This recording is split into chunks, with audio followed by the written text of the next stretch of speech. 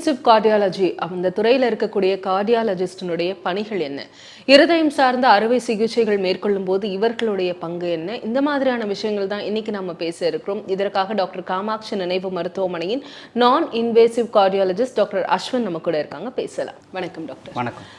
நான் invasive cardiology, முதல்ல இந்த துறையை பற்றி தெரிஞ்சுக்கலாம் அப்படின்னு நினைக்கிறேன். முதல்ல இந்த துறை என்ன டாக்டர்?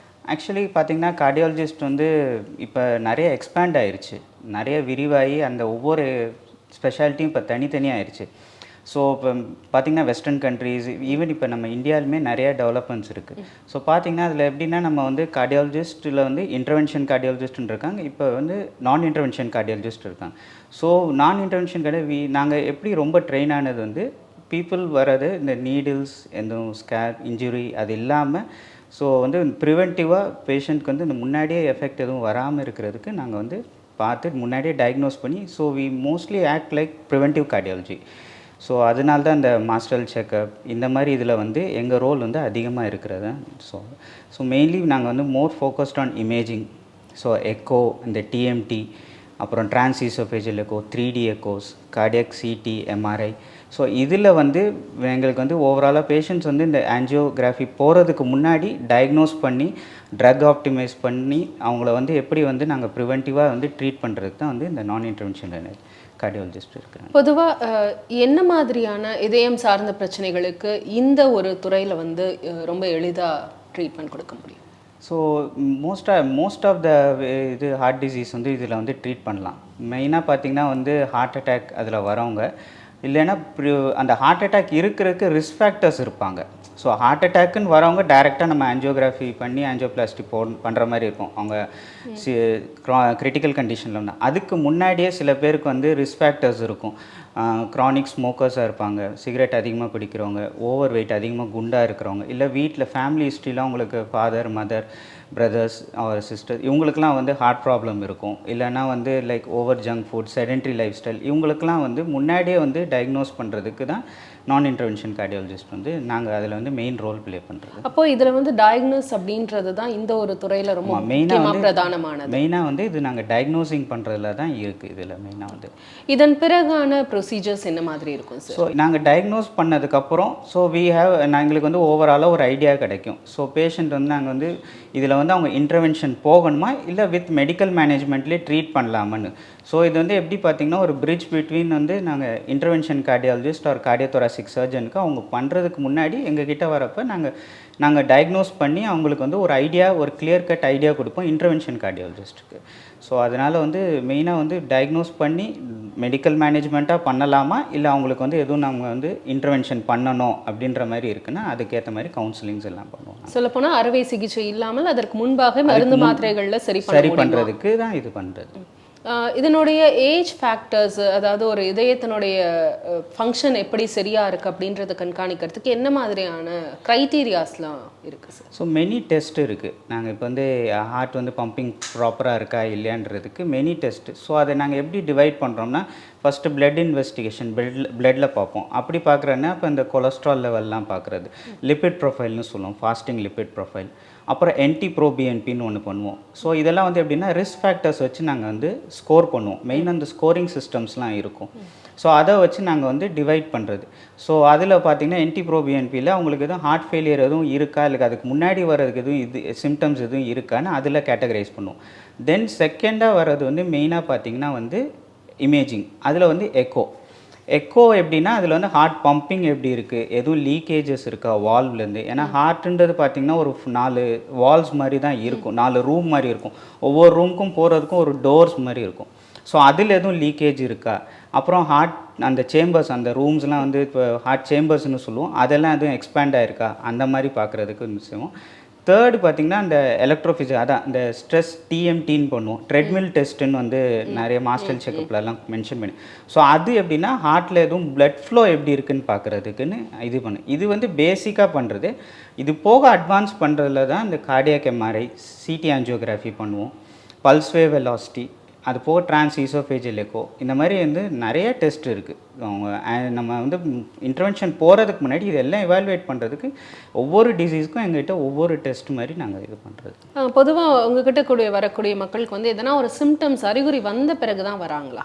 மோஸ்ட்டாக வந்து அறிகுறி வந்து வருவாங்க. சில பேர் வந்து இந்த ஜென்ரல் செக்கப்புக்காக நிறைய பேர் மோஸ்ட்டாக இப்போ வந்து நான் people are enlighten master checkup பண்ணிக்கணும். எனக்கு வந்து என்ன இருக்குது, வீட்டில் வந்து ஃபாதருக்கு ஹைப்பர் டென்ஷன் இருக்குது, அம்மாவுக்கு வந்து ஹார்ட் ப்ராப்ளம் இருக்குது, டயபெட்டிஸ். ஸோ எனக்கு நான் பார்த்துக்கணும்னு சொல்லி இப்போ நிறைய பேர் லெஸ் தென் 25 இயர்ஸ் நிறைய பேர் வந்து இந்த செடென்ட்ரி லைஃப் ஸ்டைல் இருக்கிறவங்க அவங்க எல்லாருமே வந்து இப்போ they are coming without any symptoms. Symptoms இல்லாமல் வரப்போ நாங்கள் ஜென்ரலாக வந்து இந்த லிப்பிட் ப்ரொஃபைல் டெஸ்ட் நான் சொன்ன மாதிரி கொலஸ்ட்ரால் பார்ப்போம். அதுக்கப்புறம் வந்து எக்கோ அண்ட் டிஎம்டி பார்க்குறது. அதில் வந்து சிம்டம்ஸ் இல்லாமல் அவங்களுக்கு எதுவும் சேஞ்சஸ் இருந்துச்சு தென் அவங்கள வந்து கவுன்சிலிங் பண்ணி நான் அடுத்த டெஸ்ட்டுக்கு என்ன போகலான்னு பார்க்குறேன். சிம்டம்ஸோடு வராங்கன்னா அதுக்கு ரிஸ்க்கு ஏற்ற மாதிரி தான் வந்து ஃபர்தராக வந்து நம்ம வந்து என்னென்ன இன்வெஸ்டிகேஷன் பண்ணணும்னு அதுக்கேற்ற மாதிரி அந்த டயக்னோசிஸ் வந்து க்ரைட்டீரியாஸ் மாறும். இப்போ அந்த விழிப்புணர்வு வந்து மக்கள்கிட்ட ஓரளவு வந்து மக்கள்கிட்ட நிறையாவே இருக்குது. அவங்க வந்து மாஸ்டர் செக்கப்ஸ் வந்து நிறையா பண்ணிக்கிறாங்க.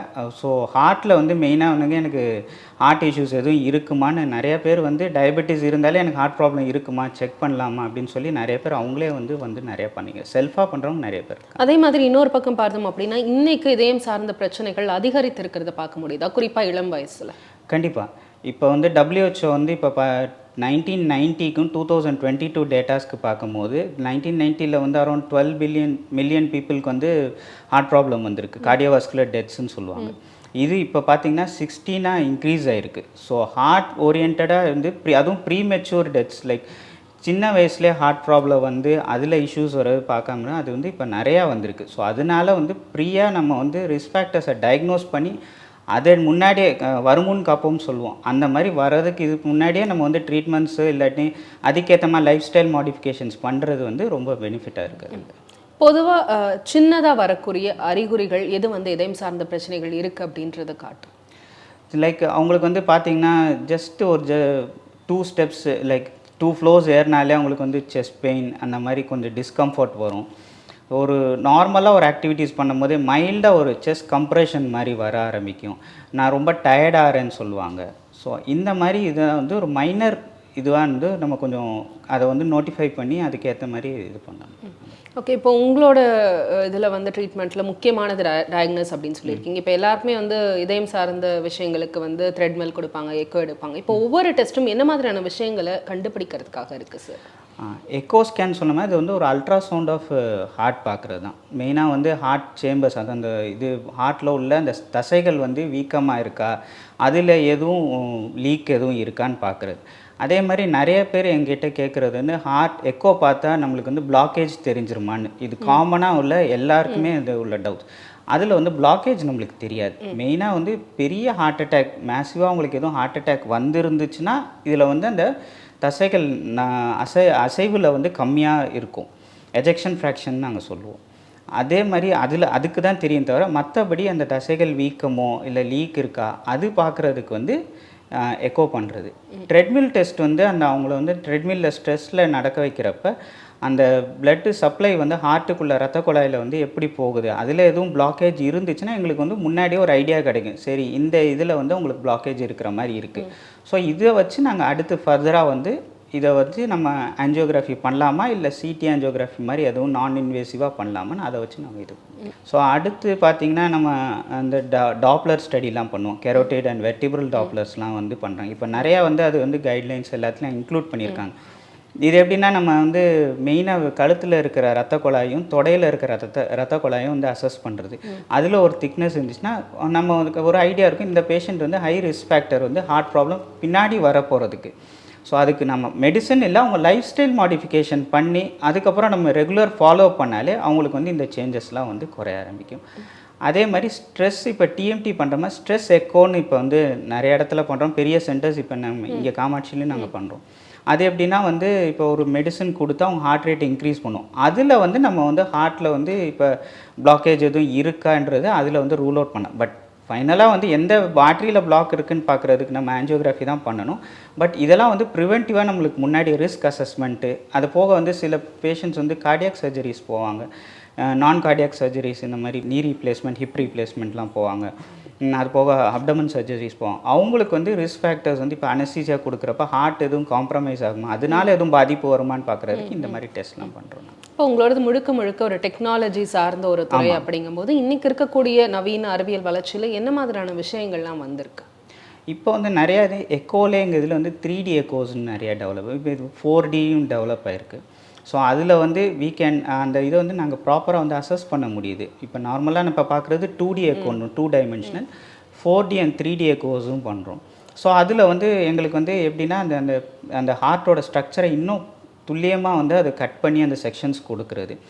அப்புறம் கார்டியாக் எம்ஆர்ஐ வந்து இப்போ நல்லா டெவலப்பிங்காக இருக்குது. கார்டியாக் எம்ஆர்ஐயில் வந்து இதே தான், இந்த ஹார்ட் ஸ்ட்ரக்சரில் எதுவும் இப்போ அங்கே வந்து இப்போ ஹார்ட்டில் வந்து உள்ளே வந்து சில தசைகள், அதில் சில பினைன் கேன்சர் மாதிரிலாம் சில கட்டிகள் மாதிரிலாம் வரும். அதை வந்து அது அது அப்படி இருக்கா, அதோட கேரக்டரிஸ்டிக்ஸ் பார்க்குறதுக்கு மெயினாக இப்போ வந்து இன்னும் டெவலப்பிங் இருக்குது சிடி ஆஞ்சியோகிராஃபி. அது முன்னாடியே இருக்குது, பட் இப்போ அது யூசேஜ் வந்து இப்போ அதிகமாக இருக்குது. இப்போ சில பேஷண்ட்ஸ் வந்து ஹெசிடேட் பண்ணுவாங்க, ஆஞ்சியோகிராஃபி இப்போ பண்ணிக்கணுமா, இன்ஜெக்ஷன் இது கைடு வயர்லாம் போடணும். அவங்களுக்கு வந்து சிடி ஆஞ்சியோகிராஃபின்னு ஒரு ஆப்ஷன்ஸ் இருக்குது. ஸோ இந்த ரிஸ்க் ஃபேக்டர்ஸ்லாம் இல்லாதவங்க, டயபெட்டிஸ், ஹைப்பர் டென்ஷன்லாம் இல்லாதவங்களுக்கு நாங்கள் வந்து சிடி ஆஞ்சியோகிராஃபியும் வந்து அட்வைஸ் பண்ணுறது உண்டு. ஸோ அதில் வந்து ஒரு ஐடியா கிடைக்கும், இந்த மாதிரி வந்து பேஷண்ட்ஸ்க்கு வந்து இந்த பிளாக்கேஜ் இருக்குது, இதுக்கேற்ற மாதிரி பண்ணலான் இருக்குது. இப்போ வந்து நிறைய எக்கோ இந்த டெக்னாலஜியில் ஏஐயும் வந்து இன்க்ளூட் பண்ணி, ஸோ அந்த இமேஜிங் குவாலிட்டிஸ் வந்து இப்போ நிறைய இம்ப்ரூவ் ஆகிருக்கு. ஸோ அதுதான் வந்து இப்போ டெவலப்மெண்ட்ஸாக இருக்குது. டாக்டர், ஒரு பேஷண்ட்டுக்கு இதயம் சார்ந்த அறுவை சிகிச்சை மேற்கொள்ளும் போது நான் இன்வெசிவ் கார்டியாலஜிஸ்டினுடைய ரோல் என்னவா இருக்கும்? ஆமாம், இப்போ இதயம் சார்ந்து அவங்க பண்ணுறாங்கன்னா இப்போ நிறையா ப்ரொசீஜர்ஸ் வந்து இப்போ வந்து பெர்க்யூட்டேனியஸ்ன்னு சொல்லுவோம். இப்போ வந்து இந்த ஆஞ்சியோகிராஃபி பண்ணுற மாதிரி அந்த கைடு வயர்ஸில் வந்து வால் லீக்கேஜை வந்து மாற்றுறதுக்கு நிறைய இப்போ ப்ரொசீஜர்ஸ் பண்ணுறாங்க. ஸோ இப்போ எங்கள் இது மெடிக்கல்லே சொல்லும் போது டாவின்னு சொல்லுவோம். அப்புறம் வந்து மைட்ரல் வால் ரீப்ளேஸ்மெண்ட்டு, அப்புறம் வந்து இந்த வால்ஸில் வந்து இந்த ஹார்ட்டில் ஹோல்னு சொல்லுவாங்க. ஹோல் இருக்குன்னா அப்படியே இந்த ஏஎஸ்டின்னு சொல்லுவாங்க, வென்ட்ரிகுலர் செப்டி. இந்த மாதிரி அவங்க வந்து இப்போ வந்து ஓப்பன் ஹார்ட் சர்ஜரியாக பண்ணாமல் பெர்க்யூட்டேனியஸாக பண்ணுறப்ப இந்த டிரான்ஸ் ஈசோஃபேஜியல் எக்கோன்னு இருக்கும். இப்போ எண்டோஸ்கோபிக் நம்ம எப்படி டியூப் போடுறோமோ அது மாதிரி டியூப் போட்டுட்டு அதை வந்து ஹார்ட் வந்து இன்னும் எங்களுக்கு வந்து வியூ வந்து பக்கத்தில் காட்டும். அதில் வந்து அந்த அவங்களுக்கு கைட் பண்ணுறது, அந்த கைடு வயர் அந்த ஹார்ட், ஏன்னா அவங்க வந்து உள்ளே போய் ஹார்ட்டுக்கு உள்ளே போய் ஸ்ட்ரக்சரலாக வந்து இது பண்ணுவாங்க இன்டர்வென்ஷன் கார்டியாலஜி. அதில் வந்து நாங்கள் வந்து அந்த க்ளோஸ் பண்ணுறதுக்கு வந்து அவங்களுக்கு கைட் பண்ணுறது, கரெக்டாக அந்த பொசிஷனுக்கு போகிறாங்களா, அந்த வால் கிளிப்பிங் அதெல்லாம் பண்ணுறாங்களான்றது. அது இப்போ வந்து அது ரொம்ப அப்கமிங்காக வருது. அது வந்து இப்போ வந்து அதையும் இன்டர்வென்ஷன் எக்கோ கார்டியோகிராஃபின்னு வந்து இப்போ வந்து அது ஒரு ஃபீல்டாக வந்து இது டெவலப் ஆகிட்டு இருக்கு. இதயம் சார்ந்த பிரச்சனைகள் அப்படின்றது இன்னைக்கு அதிகரிச்சிருக்கு. அதுலேயும் நிறைய உயிரிழப்புகளும் வந்து நம்மளால பார்க்க முடியுது. ஹார்ட் அட்டாக் சொல்றாங்க, கார்டியக் அரெஸ்ட் சொல்றாங்க. இப்போ ரெண்டுத்துக்குமான முதல்ல வேறுபாடு என்ன? ஹார்ட் அட்டாக்ன்றது ஹார்ட்டில் எதுவும் பிளாக்கேஜ் வந்து அதனால ஹார்ட் பம்பிங் ஸ்டாப் ஆகிறது, அதுதான் வந்து ஹார்ட் அட்டாக். கார்டியாக் அரெஸ்ட், இப்போ ஹார்ட் அட்டாக் வர்றதுலேயும் ஹார்ட் நிற்பாட்டுறது தான் கார்டியாக் அரெஸ்ட்டுன்னு சொல்லுவோம். கார்டியாக் அரெஸ்ட்டு இப்போ ஹார்ட் அட்டாக் மூலியமாகவும் வரலாம், இல்லைன்னா மற்ற வேறு எதுவும் எஃபெக்ட் சீரியஸ் காம்ப்ளிகேஷன்ஸ்னாலையும் வரலாம். கார்டியாக் அரெஸ்ட்ன்றது ஒரு ஜென்ரல் டெர்மினாலஜி.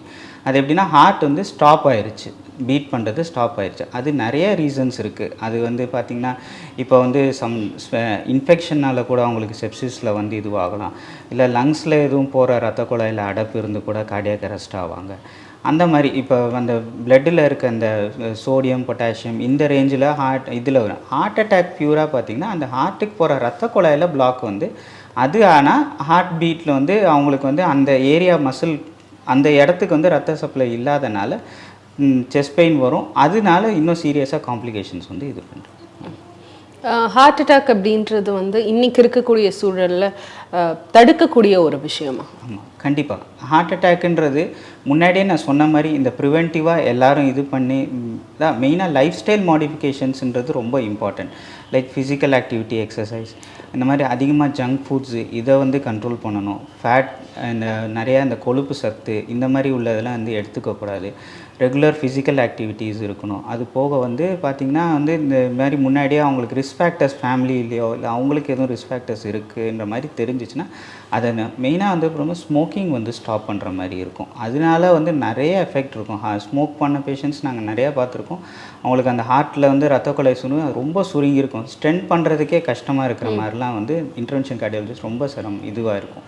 ஸோ அந்த மாதிரி மெயினாக லைஃப் ஸ்டைல் மாடிஃபிகேஷன்ஸ் இது பண்ணுறதுனால லேட்டர் ஸ்டேஜில் இந்த மாதிரி ஹார்ட் ப்ராப்ளம் வர்றது வந்து தடுக்குது. இதயம் சார்ந்த பிரச்சனைகள் ஏற்படுறதுக்கு உயர் ரத்த அழுத்தம், பிபி எந்த அளவு? பிபி வந்து BP and hypertension and diabetes, அதான் பிளட் ப்ரெஷர் அதிகமாக இருக்கிறதும் டயபெட்டிஸ் ரெண்டுமே வந்து ரொம்ப அதில் வந்து கான்ட்ரிபியூட்டிங் ஃபேக்டர்ஸ் வந்து அதிகம் இதயம் சார்ந்த ப்ராப்ளம். பிபி ரத்த குழாயில் என்ன ஆகும்னா உங்களுக்கு பிளட் ப்ரெஷர் அதிகமாக உங்கள் ரத்த குழாயெல்லாம் வந்து சுருங்க ஆரம்பிச்சிடும். ஸோ இதனால சுருங்குறனால அதுக்குள்ளே வந்து அந்த மாலிகுல் சேஞ்சஸ்லாம் நடக்கிறனால ஃபேட் டெபாசிஷன் வர்றதுக்கும் வாய்ப்புகள் இருக்குது. ஸோ இது எல்லாமே இன்டர்லிங்க்டு. ஹைப்பர் டென்ஷன் இருந்தால் டயபெட்டிஸ் வர ஆரம்பிக்கும். அப்புறம் அவங்களுக்கு கொலஸ்ட்ராலும் அதிகமாகும். பிளட்டு அந்த ரத்த குழாய் சுருங்க சுருங்க அவங்களுக்கு அந்த ஹார்ட் பம்பிங் வந்து அது மோர் எஃபர்ட் போட ஆரம்பிக்கும். அதனால் அந்த தசைகளும் வந்து பெருசாக ஆரம்பிக்கும். ஸோ பிபி வந்து எப்போவுமே கண்ட்ரோல்டாக வச்சுக்கிறது ரொம்ப இம்பார்ட்டண்ட். அதிலே வந்து சால்ட் இன்டேக்கு அதில் வந்து கம்மி பண்ணி அவங்க இருக்கிற என்ன நார்மல் சால்ட் இன்டேக் அதுக்கு மேலே எக்ஸ்ட்ரா போடாமல் அந்த மாதிரி இது பண்ணுறது. இன்னைக்கு இருக்க பிபியோடைய நார்மல் ரேஞ்ச் அப்படின்னா ஏதாவது மாறி இருக்கா டாக்டர்? அது வந்து கைட்லைன்ஸ் எதுவும் பெருசாக மாறல. இப்போ நார்மலாக பிபி வந்து சிஸ்டாலிக் அண்ட் டயஸ்டாலிக் பிபின்னு சொல்லுவோம். சிஸ்டாலிக் பார்த்திங்கன்னா 120 to 130. ஸோ இப்போ வந்து ரொம்ப அவங்க வந்து மோர் தென் 40-45 இயர்ஸ் இருக்காங்கன்னா அரௌண்ட் 130 to 135 வரை ரேஞ்ச் வந்து இது பண்ணிக்கலாம். டயஸ்டாலிக் பிபி வந்து 80 to 90 ரேஞ்சில் இருக்கிறது பெட்டராக இருக்கும். அந்த மாதிரி இதயம் சார்ந்த பிரச்சனைகள் நம்ம யோசிக்கும் போது ஆண்களுக்கு அதிகம் பெண்களுக்கு அதிகம் அப்படின்னு நம்மளால ஜெண்டர் வைஸ் பிரிக்க முடியுமா? கண்டிப்பாக. அதில் வந்து எப்படின்னா வந்து நீங்கள் மோஸ்ட்டாக ஃபீமேல்ஸ்க்கு வந்து ஹார்ட் ப்ராப்ளம்ன்றது ரொம்ப ரேராக தான் வரும் டில் அவங்க வந்து அந்த மெனோபாஸ் வந்து அட்டைன் பண்ணுற வர. ஏன்னா அவங்களுக்கு வந்து அந்த ஈஸ்ட்ரோஜன் அதெல்லாம் வந்து இது அதிகமாக இருக்கிறனால so they are more protected. அந்த கார்டியோவாஸ்குலர் டிசீஸ்லேருந்து அவங்க ப்ரொடெக்டடாக இருக்கும். பட் அதுக்காக வராமல் இருக்காதுன்னு சொல்ல முடியாது. அதுலேயும் சம் ரேர் கேசஸ் வந்து அவங்களுக்கும் ஹார்ட் டிசீசஸ் வந்திருக்கு. நான் சொல்கிறது வந்து மெயினாக கொரோனரி ஆர்ட்ரி டிசீஸ்க்கு. மற்றபடி வாலில் ப்ராப்ளம் லீக்கேஜ் அந்த மாதிரி வர்றது வந்து காமனாக வந்து 2 பேருக்குமே வந்து அதில் ஜெண்டர் இது கிடையாது. மேல் ஃபேக்டர்ஸில் வந்து முன்னாடி என்ன சொன்னாங்கன்னா மோர் தென் 45 இயர்ஸில் தான் அந்த கொரோனரி ஆர்ட்ரி டிசீஸ் வரும்னு சொல்லியிருந்தாங்க. பட் இப்போ அப்படி கிடையாது. யங் ஏஜ்லேயே ப்ரீமெச்சூர் கார்டியோவாஸ்குலர் டிசீசஸ் வந்து ரொம்ப அதிகமாகிட்டு வருது because of their lifestyles. இன்னைக்கு வந்து இதய மாற்று அறுவை சிகிச்சை அப்படின்றது பரவலாக நடக்க ஆரம்பிச்சிச்சு. அப்போ இதய மாற்று அறுவை சிகிச்சையில் உங்கள் துறையினுடைய பங்கு அப்படின்னா என்ன? ஹார்ட் டிரான்ஸ்பிளான்ட் அந்த சர்ஜரிஸ் அவங்க அப்படி பண்ணுறாங்க. இதே மாற்றம் அப்படி பண்ணுறப்ப எங்களோட இதுன்னா ஃபஸ்ட்டு வந்து அவங்களோட ப்ரீ ப்ரொசீஜர் வந்து அவங்களோட அந்த இப்போ வந்து நிறையா அதில் வந்து ப்ரொசீஜர் அந்த இதில் அவங்களோட ப்ரெஷர்ஸ் எப்படி இருக்குது, ரைட் சைடு ஹார்ட் ப்ரெஷர்ஸ் எப்படி இருக்குது, ஓவராலாக அவங்க வந்து இப்போ வந்து அதை சஸ்டெயின் பண்ணுவாங்களா இப்போ ஹார்ட் டிரான்ஸ்பிளான்ட் பண்ணதுக்கப்புறம் அதை அசஸ் பண்ணுவோம். மெயின் ரோல் எங்களுக்கு எப்போ வரும்னா அவங்க சர்ஜரி முடித்ததுக்கப்புறம். ஏன்னா இப்போ சர்ஜரிக்கு முன்னாடி வந்து நாங்கள் தான் வந்து ஒரு ஐடியா கொடுக்க முடியும் அவங்களுக்கு வந்து ஹார்ட் டிரான்ஸ்பிளான்ட் போகலாம். பிகாஸ் ஃபெயிலியரில் இருக்க கண்டினியூஸ் அவங்க வந்து எல்லாம் இன்டர்வென்ஷன் பண்ணதுக்கப்புறமா அவங்க ஹார்ட் ஃபெயிலியரில் இருக்கும் போது தான் நம்ம ஹார்ட் டிரான்ஸ்பிளான்ட் போக ஆரம்பிப்போம். ஸோ அது வந்து முன்னாடியே ப்ரீயாப்பாக வந்து அந்த ஹார்ட் பம்பிங் எல்லாம் அசஸ் பண்ணுறது இருக்கும். போஸ்டாப்பாக அவங்க அந்த டிரான்ஸ்பிளான்ட் பண்ணதுக்கப்புறம் அந்த பண்ண ஏரியாவில் எதுவும் லீக் இருக்கா, அது எல்லாம் ஃபங்க்ஷன் ப்ராப்பராக இருக்கா, பிளட் சர்க்குலேஷன் ப்ராப்பராக இருக்கா எதுவும் பார்க்குறதுக்கு எங்கள் எக்கோவில் வந்து அது ரொம்ப யூஸ்ஃபுல்லாக இருக்கும். இன்னைக்கு இவ்வளவு விஷயங்கள் தொழில்நுட்ப வளர்ச்சி இருக்குது அப்படிங்கும்போது இதயம் சார்ந்த பிரச்சனைகள் இருக்கும்போது அது தீவிரமாகி ஆனால் அதை கடந்து இன்னைக்கு லைஃப் ஸ்பேன் அப்படின்றது எந்த அளவு அதிகரிக்க முடியும்? இப்போ நம்ம ப்ரிவென்டிவாக எல்லாம் பண்ணிக்கிட்டால் லைஃப் ஸ்பேன் வந்து ஆப்வியஸாக வந்து நம்மளால் இன்க்ரீஸ் பண்ணிக்க முடியும். அது வந்து அதிகரிச்சுக்கலாம். ஸோ நம்ம எப்படி லைஃப் ஸ்டைல் இது பண்ணுறோமோ அதுக்கேற்ற மாதிரி தான் அந்த லைஃப் ஸ்பேன் இதுவாகும். அது போக ஹார்ட் டிசீஸ் எதுவும் இருக்குன்னா ப்ராப்பர் மெடிகேஷன் ஆப்டிமைசேஷனில் இருக்கப்போ அவங்களால வந்து அந்த ப்ராலாங் லைஃப் ஸ்பேனில் வந்து இருக்க முடியும். டாக்டர் காமாட்சி நினைவு மருத்துவமனையில் இதயம் சார்ந்த பிரச்சனைகளுக்கு எந்த மாதிரியான சிறப்பான மருத்துவம் கொடுக்கப்படுது? எங்கள் இது நான் இன்டர்வென்ஷன் டிபார்ட்மெண்ட்டில் பார்த்திங்கன்னா நாங்கள் வந்து எக்கோ வந்து வி ஹேவ் அட்வான்ஸ்டு மிஷின்ஸ். அதில் வந்து இந்த அட்வான்ஸ்டு டெக்னிக்ஸு ஸ்ட்ரெயின் இமேஜிங் இந்த மாதிரிலாம் நிறையா பண்ணுறோம். ப்ளஸ் அது போக வந்து ட்ரெட்மில் அது எங்களோடுமே அது ட்ரெட்மில்லோட அக்யூரேசி வந்து ரொம்ப நல்லாயிருக்கு. ப்ளஸ் வந்து டிரான்ஸ்இசோஃபேஜியல் எக்கோ பண்ணணும். அது போக வந்து இப்போ ஸ்ட்ரெஸ் எக்கோவும் பண்ணுறோம். டொபுட்டமின் ஸ்ட்ரெஸ் எக்கோவும் இப்போ வந்து பண்ணுறோம். ஸோ இது வந்து மெயினாக இப்போ எங்கள் காமாட்சியில் இது நான் இன்டர்வென்ஷன் கார்டியாலஜி டீமில் இது எல்லாமே நாங்கள் பெர்ஃபார்ம் பண்ணுறோம். இன்டர்வென்ஷன்லேயுமே அவங்க எல்லா ப்ரொசீஜர்ஸும் மேஜர் ப்ரொசீஜர்ஸ் எல்லாமே இப்போ வந்து எக்ஸ்பர்ட் கார்டியாலஜிஸ்ட் டீம்ஸ் நாங்கள் இருக்கிறனால ஸோ எல்லாமே வந்து நாங்கள் வந்து ஃபுல்லாக பண்ணிட்டு தான் இருக்கோம். பொதுவாக மக்கள் வந்து இதயம் சார்ந்த பிரச்சனைகள் வராமல் தடுக்கணும் அப்படின்னா எவ்வளவு கால இடைவெளியில் இந்த மாதிரியான டெஸ்ட் எல்லாம் பண்ணிக்கணும்? டெஸ்ட் பண்ணுறதுன்றது மேண்டேட்ரியா? ஆமாம். ஒரு ஏஜுக்கு மேலே நார்மலாக வந்து WHO ரெக்கமெண்டேஷன் வந்து மோர் தென் 40 இயர்ஸுக்கு மேலே மாஸ்டர் ஹெல்த் செக்அப் பண்ணிக்கிறது பெட்டர்னு சொல்கிறாங்க. அது வந்து ரெக்கமெண்டேஷன். அப்படி இல்லாமல் அவங்க வந்து யங் ஏஜில் பண்ணால் அந்த ரிஸ்க் ஃபேக்டர்ஸ் இருக்குது, நான் வந்து எனக்கு வந்து ஒர்க் ஆக்டிவிட்டீஸ் நான் கம்மியாக பண்ணுறேன், ஒரு ஜென்ரலாக பண்ணி இதுக்கு வந்து ஒரு கட் ஆஃப் அப்படின்னு கிடையாது. மோர் தென் 25 இயர்ஸுக்கு மேலே வந்து நிறைய பேர் வந்து இப்போ அந்த அவேர்னஸ் இருக்குது அவங்க பண்ணிக்கிறதுக்கு. ஸோ அதனால் அது பண்ணிக்கிறது. ஒரு இதய மருத்துவரா வாழ்வியல்ல என்ன மாதிரியான மாற்றங்கள் கொண்டு வரணும் அப்படின்னு சொல்லுவீங்க டாக்டர்? நான் வந்து மெயினாக வந்து ஃபோக்கஸ் பண்ணுறது வந்து இந்த அவங்க ரெகுலர் ஆக்டிவிட்டீஸ். ஸ்மோக்கிங் செசேஷன் வந்து ரொம்ப முக்கியம். இந்த சிகரெட் பிடிக்கிறது வந்து இப்போ அதிகமாகிட்டே வருது. ரொம்ப யங்கர் ஏஜ் குரூப்ஸ்லேயே நிறைய பேர் வித்து 3 வெசல் பிளாக்கோடலாம் நாங்கள் பார்த்துருக்கோம் 21 இயர்ஸ்லாம். ஸோ அது வந்து மெயினாக ஸ்டாப் பண்ணுன்றது நான் வர என் பேஷண்ட்ஸ் எல்லாருக்கும் நான் அதை தான் வந்து ரெக்கமெண்ட் பண்ணுவேன். ஸோ ஸ்மோக்கிங் அண்ட் ஆல்கஹால், அது போக இந்த late night dinner and high fat அதெல்லாம் வந்து நான் வந்து யூஸ்வலாக வந்து அதெல்லாம் கண்ட்ரோல் பண்ணுறது வந்து ரொம்ப முக்கியம். மெயினாக மெடிசன்ஸ் ஒரு பக்கம் நம்ம டயக்னோசிஸ் இருந்தாலும் நம்ம லைஃப் ஸ்டைலை வந்து எப்படி பண்ணிக்கிறோமோ அதுக்கேற்ற மாதிரி தான் நம்ம மெடிசன்ஸ் கொடுக்குறதும் அதில் வந்து ஒர்க் ஆக ஆரம்பிக்கும். நிச்சயமா இவ்வளவு நேரம் இதயம் சார்ந்த பல்வேறு பிரச்சனைகளுக்கு என்ன மாதிரியான சிறப்பான ட்ரீட்மெண்ட்ஸ் டாக்டர் காமாட்சி நினைவு மருத்துவமனையில் கொடுக்கப்படுது அப்படின்றதெல்லாம் பகிர்ந்து கொண்டீங்க. மிக்க நன்றி. தேங்க்யூ. நன்றி.